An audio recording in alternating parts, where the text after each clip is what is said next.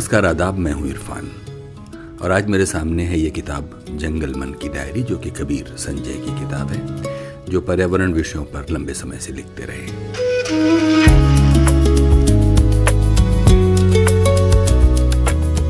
हम जिस संसार में रहते हैं वो साझे का संसार है। हमारी पृथ्वी तमाम जीव जंतुओं और पेड़ पौधों का साझा घर है। लेकिन सभ्यता के लंबे अंतराल में मनुष्य ने यह गफलत पाल ली है कि वही इसका अकेला मालिक है। इससे प्रकृति के साथ उसका संबंध लगातार जटिल होता गया, वो अपने आप तक सिमटता गया। यह सिलसिला आज भी रुका नहीं है। क्या यह सच नहीं है कि आज मनुष्य की अपने आसपास के पेड़ पौधों, जीव जंतुओं और नदी पहाड़ों से ही नहीं, दूसरे मनुष्यों से भी रिश्तों, संवादों और भावनाओं की साझेदारी लगातार घटती गई है। इस अलगाव ने पृथ्वी पर जीवन के अस्तित्व को ही संकटग्रस्त कर दिया है। सच्चाई यह है कि मानव जीवन की कोई भी तस्वीर केवल मानवों से पूरी नहीं होती। प्रकृति उन तस्वीरों में रंग भरती है। हमारे साथ इस धरती को साझा करने वाले तमाम पशु पक्षी हमारी अधूरी कहानियों को पूरा करते हैं। हमारी स्मृति में उनकी यादें बसी होती हैं। बचपन का कोई पेड़, अपनी नदी का घाट, नासमझी में किसी पक्षी के साथ हुआ गुनाह, भावनाओं को कुरेदने वाली फूलों की कोई गंध, अनजान रास्तों पर सीखे गए जरूरी सबक, किसी पेड़ के थाले में छिपाया गया पछतावा, हर पल जन्म लेता जीवन। कुछ कहा, कुछ अनकहा। जंगल मन की डायरी में ऐसी ही कुछ भावनाओं की पेशी हुई है। कुछ जवाब तलब किए गए हैं। जीवन के लिए कुछ जरूरी लेकिन ओझल होते जा रहे कुछ रंग यहां पहचाने जा सकते हैं। प्रकृति के साथ जीवन के साहचर्य की ये कहानियां ऐसी प्रकृति कथाएं हैं जो हमारी दृष्टि और दुनिया दोनों को बड़ा करती हैं। ये किताब है जंगल मन की डायरी, जिसे लिखा है कबीर संजय ने। कबीर संजय, जिनका जन्म 10 जुलाई 1977 को इलाहाबाद, उत्तर प्रदेश में हुआ। उन्होंने इलाहाबाद विश्वविद्यालय से स्नातक किया है। साहित्य के अलावा सामाजिक राजनीतिक गतिविधियों में भी वो शामिल रहे हैं। पर्यावरण और वन्य जीव से जुड़े सवाल उनकी रचनात्मकता के केंद्र में हैं। उनकी जो प्रकाशित कृतियां हैं वो हैं सुरखाब के पंख, फेंग शुई, जो कि कहानी संग्रह है, चीता, भारतीय जंगलों का गुम शहजादा, ओरांगुटांग, अनाथ बेघर और सेक्स गुलाम, गोडावर्ण, मोरे अंगना की सोन चिरैया, ये वन्य जीवन पर, जंगल मन की डायरी, जो कि पर्यावरण पर, और तद्भव, पल प्रतिपल, नया ज्ञानोदय, वनमाली कथा, लम्ही, कादम्बनी, इतिहास बोध, गंगा जमुना और हिंदुस्तान सहित हिंदी की प्रायः सभी महत्वपूर्ण पत्र पत्रिकाओं में उनकी रचनाएं प्रकाशित हो चुकी हैं। जंगल कथा, पर्यावरण और वन्य जीवन पर केंद्रित उनका लोकप्रिय फेसबुक पेज है। उनकी कहानी पत्थर के फूल लखनऊ में मंचित हो चुकी है। सुरखाब के पंख कहानी संग्रह के लिए उन्हें पहला रविंद्र कालिया स्मृति सम्मान से सम्मानित किया गया है। फिलहाल वो साहित्य और पत्रकारिता में रमे हुए हैं। तो आइए सुने जंगल मन की डायरी, अध्याय दर अध्याय।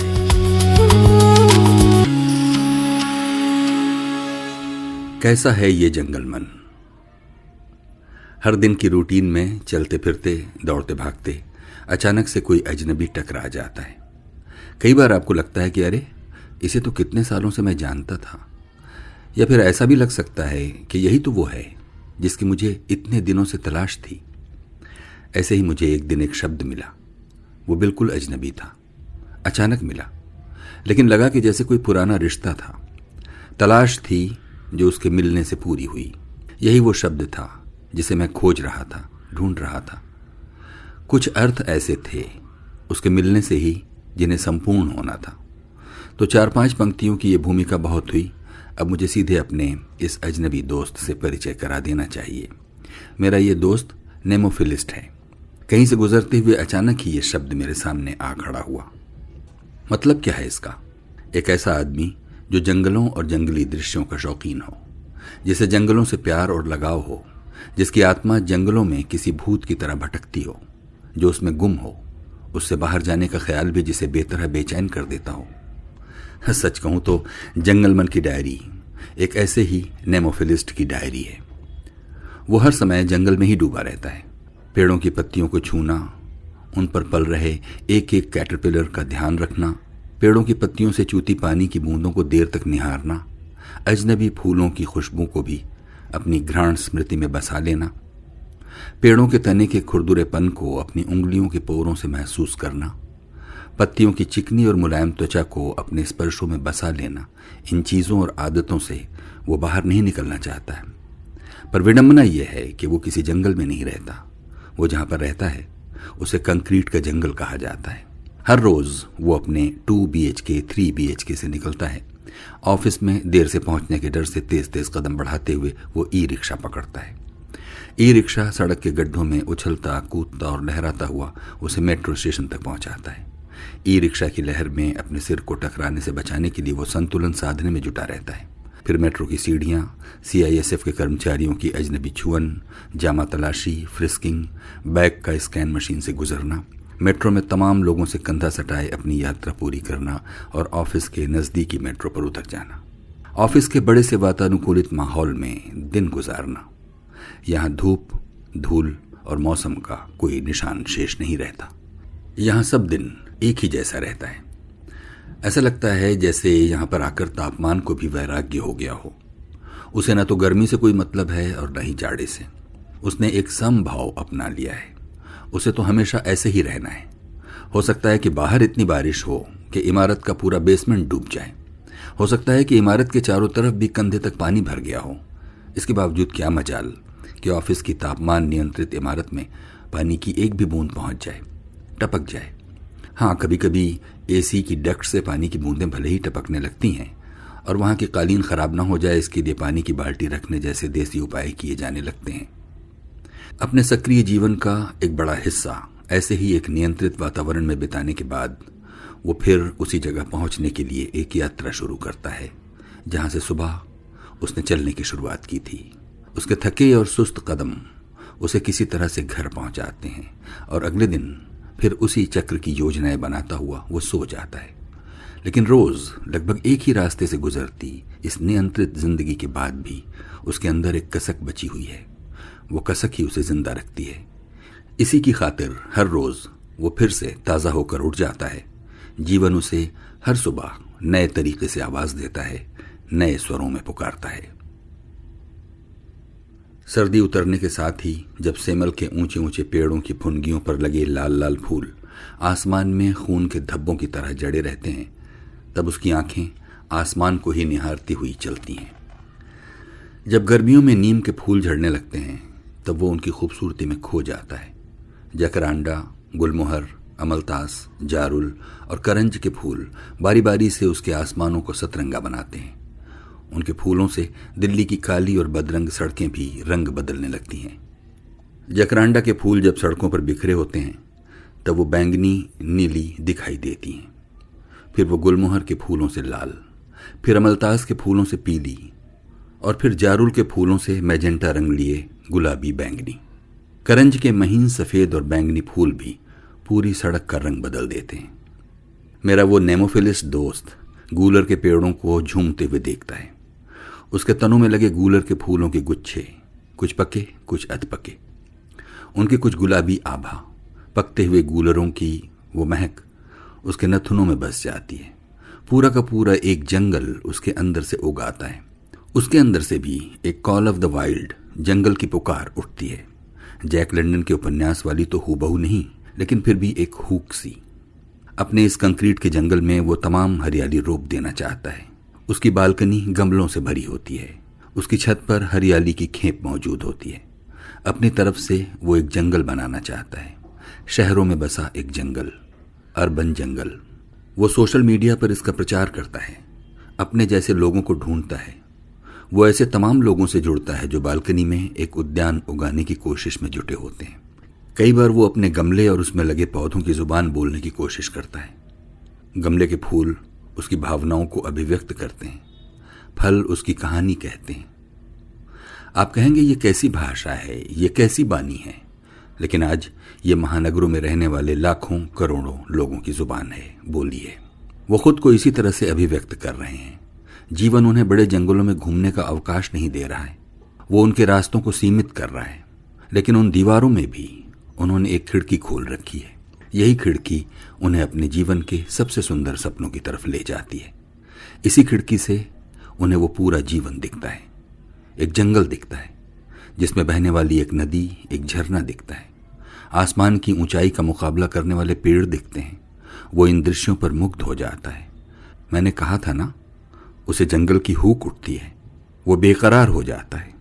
अलग अलग सोशल मीडिया मंच अब मनुष्यों के खुद को अभिव्यक्त करने के माध्यम बन गए हैं। यहाँ पर उनका दुख, क्षोभ, गुस्सा, प्यार, उल्लास सब कुछ नुमायां होते हैं। नेमोफिलिस्टों की दुनिया भी सोशल मीडिया पर उजागर होती है। कोई अपने गमले में खिले गुड़हल के पहले फूल को लेकर रीझा हुआ है। किसी के अमरूद के पेड़ पर पहली बार कोई अमरूद फला है। किसी के आम के पेड़ पर पहली बार कोई आम पका है। वो अपने हाथों से उसे तोड़कर लाया है। अब सोच रहा है कि इसे खाऊं कि सिर्फ देखता रहूं, कुछ कुछ तुझको देखूं कि प्यार करूं टाइप से। किसी ने अपने अपराजिता के फूलों को पानी में उबालकर पहली बार चाय बनाई है। अब वो उसके आयुर्वेदिक गुणों और अपने अनुभवों को सबके साथ साझा कर रहा है। कोई अपने नींबू या कड़ी पत्ता की पत्तियों को चरने वाले ढेर सारे कैटरपिलर को देखकर चिंतित है। उसे लग रहा है कि मेरा पेड़ बचेगा भी या नहीं। सोशल मीडिया पर वो अपनी चिंता प्रकट करता है, कैटरपिलर की फोटो साझा करता है। लोग अपने अनुभव बताने लगते हैं। उनके पेड़ पर भी ऐसा हो चुका है। कोई एक एक कैटरपिलर को चुन चुन कर हटाने की बात कहता है, तो कोई सलाह देता है कि कैटरपिलर को बढ़ने दो, उसे हर दिन बढ़ता हुआ देखो। तुम्हारे पौधे पर एक तितली का जीवन पनप रहा है, उसके जीवन चक्र का साझीदार बनो। देखो कि मेटामॉर्फोसिस या कायांतरण की ये दुनिया कितनी तिलिस्मी, कितनी रहस्यमयी है। कोई मुंहफट ये भी कह सकता है कि भाई तुम तो नींबू खरीद कर खा लोगे, पर यह तितली बेचारी अंडे देने के लिए पत्ते कहाँ से खरीद कर लाएगी, पत्तों के लिए पौधे कहाँ से खरीद कर लाएगी। वो खुद इस पारिस्थितिक तंत्र का एक जरूरी हिस्सा है। पौधे से वो कुछ ले रही है तो उसे बहुत कुछ दे भी रही है। पारिस्थितिक तंत्र में उसे अपनी भूमिका पूरी कर लेने दो। किसी ने अपने घर में प्लास्टिक के छोटे से टब में कमल का पौधा लगा रखा है। इस टब में छोटी छोटी मछलियां भी विचरण करती हैं। ऐसा भी होता है कि जब कोई अपने पौधे या फूलों की तस्वीरें लोगों के साथ साझा करता है तो नेमोफिलिस्टों की तमाम लालची आंखें उसे घूरने लगती हैं। वो उस पौधे के बीज को पहुंचाने की याचना करने लगते हैं, तो कोई उसकी कलम लगाने के तरीके सीखता है। कुदरत का रसिया बहुत उदार भी होता है। उसे बीज और कलम बांटने में कोई गुरेज भी नहीं है। वो उसे पहुंचाने की हिकमतें भी हजार करता है। दोस्तों, जंगल मन की डायरी एक ऐसे ही नेमोफिलिस्ट की डायरी है। वो एक ऐसे जंगल में रहता है जहां ऊंचे पेड़ों से भी कई गुना ज्यादा ऊंचाई वाली इमारतें फैली हुई हैं, जहां सड़कों पर वाहनों की नदियां बहती हैं। वाहनों की ये नदियां कभी तो बहुत तेज रफ्तार से भागती हैं, कभी उनकी रफ्तार सुस्त पड़ जाती है और वो रेंग रेंग कर चलने लगती हैं। ऊपर आसमान से कोई देखता तो इस जंगल का रंग उसे भूरा सलेटी दिखाई पड़ता। यहाँ पर वाहनों से निकलने वाले धुएं से दृश्य धूमिल पड़ जाते। जंगल की हरियाली की तरह यह दृश्य सुकून नहीं देता, बल्कि ये बेचैन कर देता। कंक्रीट का ये जंगल उसके जीवन को रोज थोड़ा थोड़ा कुतरता है, थोड़ा थोड़ा कम कर देता है। मुनाफे की बुरी नजर से जंगलों की हरियाली झुलस उठती है, पर उसने हार नहीं मानी है। वो जमाने की बुरी नजरों से उस जीवन को बचाए हुए है। वो अपनी उन स्मृतियों में लौट जाता है जहां उसके आसपास एक पूरा संसार बिखरा हुआ था, जहां कोई पेड़ उसका पुरखा था जो उसे उसके बचपन की याद दिलाता था, जहां आम के छोटे टिकोरे का स्वाद उसकी जीभ पर बसा होता था, जहां नदियों की लहरों के साथ ही उसने अपने शरीर को भी सम पर छोड़ दिया था, जहां उसने किसी बहुत छोटे पक्षी का दिल दुखाया था। उस ग्लानि से आज भी उसका मन भरा हुआ है, जहां गोद लिए हुए किसी पीपल ने दम तोड़ दिया था। जंगल मन की डायरी में ऐसे ही कुछ पन्ने हैं, ऐसी ही कुछ स्मृतियां हैं, हिचकियां हैं। कुछ मेरी अपनी, कुछ मेरे नेमोफिलिस्ट दोस्तों की कुदरत के साथ साहचर्य की कुछ कहानियां, उसके साथ तालमेल बनाने की कहानियां, और इन्हें इसलिए संकलित किया गया है ताकि नेमोफिलिस्टों की संख्या बढ़े। आप लोग भी कहिए आमीन। कबीर संजय।